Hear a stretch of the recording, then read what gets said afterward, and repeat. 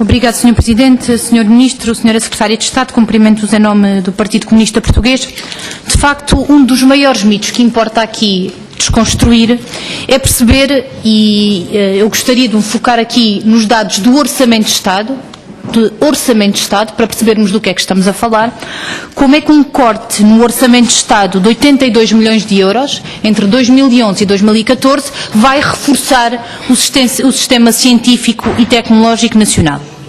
De facto, importa perceber que o orçamento da FCT, o montante para bolsas, tem um corte de 26 milhões de euros. O orçamento de fundos comunitários para a FCT tem uma redução de 21,8 milhões de euros naquilo que são fundos comunitários para a FCT.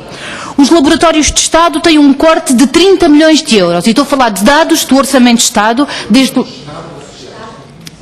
Estou a falar de dados do Orçamento do Estado, 2011, 2012, 2013 e 2014. Confirmam um corte de 82 milhões de euros.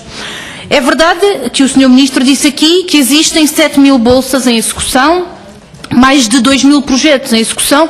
O Sr. Ministro deve ser esquecido que alguns desses projetos estão em execução com financiamento atribuído em 2007 e, portanto, financiamento de 2007, não é de 2014. Também registamos que hoje o Sr. Ministro não veio aqui dizer que os programas doutorais são uma alternativa. Também registamos que não são uma alternativa, porque, de facto, somando as 450 bolsas que podem ser atribuídas no âmbito dos programas doutorais com aquelas 531 que foram agora atribuídas, no máximo seriam 981. Também registamos que já não tem a coragem política de dizer aqui que é uma alternativa.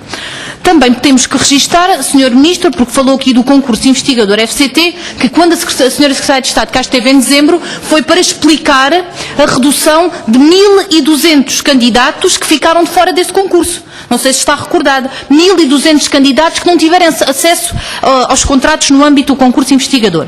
E, Sr. Ministro, importa também dizer que, de acordo com o inquérito ao potencial científico e tecnológico, e portanto são dados de 2012, a despesa ID em Portugal entre 2009 e 2012 teve um corte de 295 milhões de euros. A despesa ID.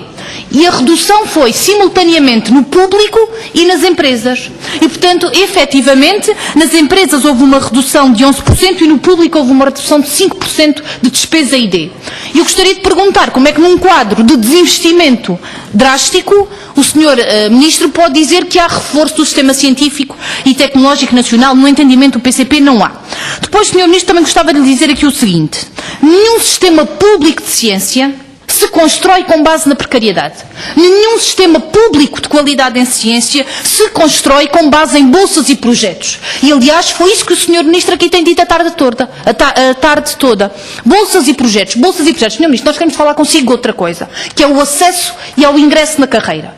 Porque é verdade que há bolseiros a mais, porque estes bolseiros não deviam ser bolseiros, são trabalhadores científicos. Deviam ter acesso à carreira e deviam poder progredir na carreira. Porque não estão a acabar apenas uma formação. Estão com a sua bolsa individual a contribuir para projetos coletivos no âmbito de unidades e centros de investigação. E, portanto, fazem parte do sistema. Nós, do ponto de vista dos trabalhadores científicos, temos poucos comparativamente com os outros países. E sabe porquê? Porque nos outros países têm contratos de trabalho, têm acesso à carreira e no nosso país têm bolsas e projetos, têm precariedade, têm trabalho não remunerado, não têm subsídio de desemprego, não têm subsídio de doença. Estes mais de 5 mil que concorreram aos concursos individuais e ficaram de fora, nem sequer têm direito a subsídio de desemprego. E, portanto, é óbvio que se há países que querem aproveitar as qualificações dos nossos investigadores, naturalmente, eles emigram, porque é esta a política e é o resultado objetivo da sua política. E, portanto, no nosso entendimento, o que está em causa, de facto, é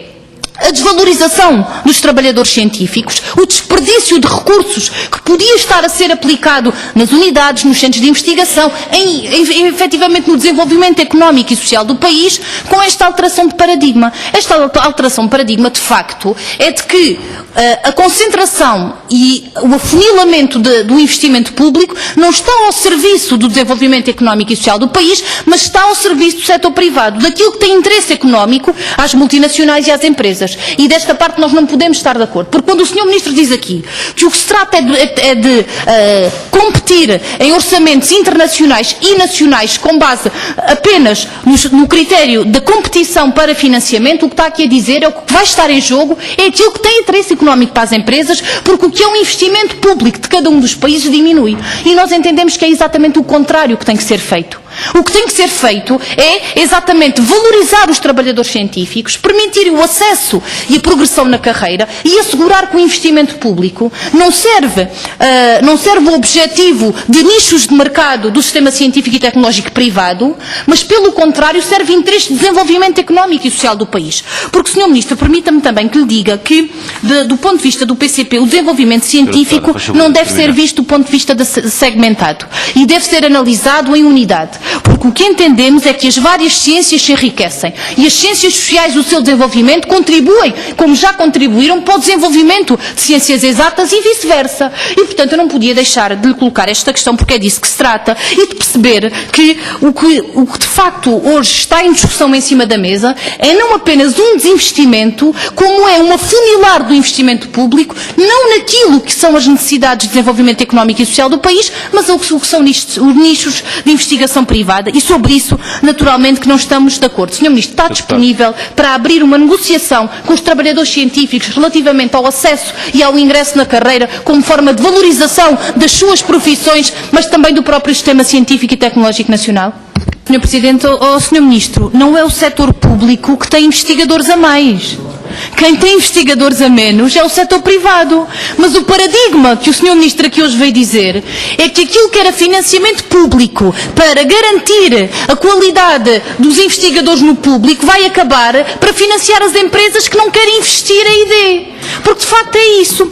Sr. Ministro, o que tem acontecido nos últimos anos é que tem sido através de financiamento público que têm sido pagos os salários dos doutorados nas empresas privadas. Aliás, e tem sido através de financiamento público que têm sido atribuídos benefícios fiscais a instituições privadas que declaram investimentos de milhões em ID, apesar de registarem um número residual de doutorados nos seus quadros. Porque o Sr. Ministro e a Sra. Secretária de Estado dizem que os recursos são limitados. Mas a verdade é que o mesmo governo que corta no investimento público à ciência é o mesmo governo que garante mais do dobro do que gasta em ciência em 2014 em benefícios fiscais às grandes empresas SGPS. E, portanto, trata-se de opção política.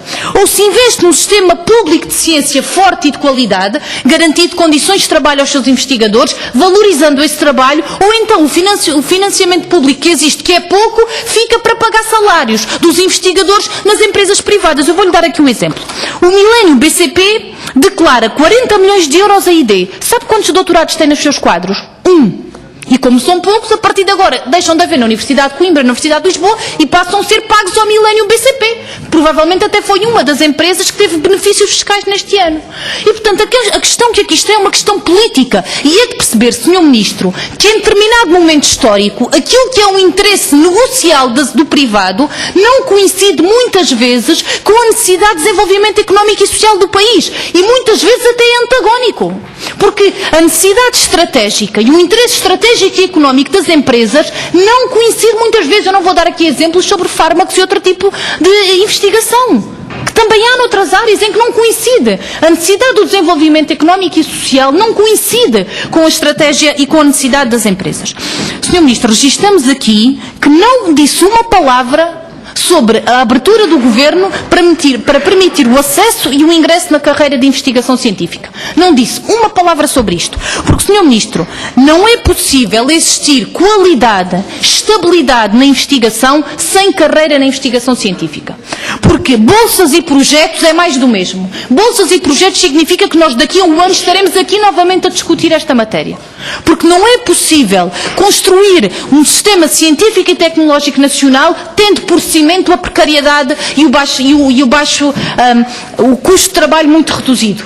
Porque, de facto, o que está hoje em cima da mesa é que a opção por projetos e bolsas, como aqui disse bem a Sra. Secretária de Estado, temos aqui muitos projetos e bolsas, pois só tem é isso. Porque contratos de trabalho nenhum. Contratos de trabalho nenhum, nas instituições, nas unidades de investigação, nos centros de investigação. Aí o Governo não tem qualquer disponibilidade. E porquê? Porque essa é a opção política, e também tem que ser dito por sucessivos governos, tem sido a opção política de sucessivos governos, apostar em bolsas e projetos para pagar a um custo muito barato mão de obra altamente qualificada. E por isso, Sr. Ministro, o que lhe queríamos aqui dizer, de facto, é que a senhora Secretária de Estado pode até não ter dito, como aqui afirmou, para estes investigadores mudarem de vida. Pode até não ter dito. Mas a realidade concreta... Não disse? Então, reformulo com esta clarificação. A Secretária de Estado não disse, mas a sua política é isso a que obriga. É a imigração forçada de milhares de investigadores e um desperdício altamente qualificado. Mesmo para terminar, Sr. Ministro, nós registramos aqui, e de facto é um registro histórico, de que os laboratórios de Estado não são instrumentos fundamentais de um sistema científico e tecnológico nacional. Foi isso que aqui disse, porque o Sr. Ministro, que é o Ministro da Ciência, disse aqui que não tutela, e portanto não tutela, não responde, e portanto entende que os laboratórios de Estado não são instrumentos fundamentais do sistema científico e tecnológico nacional.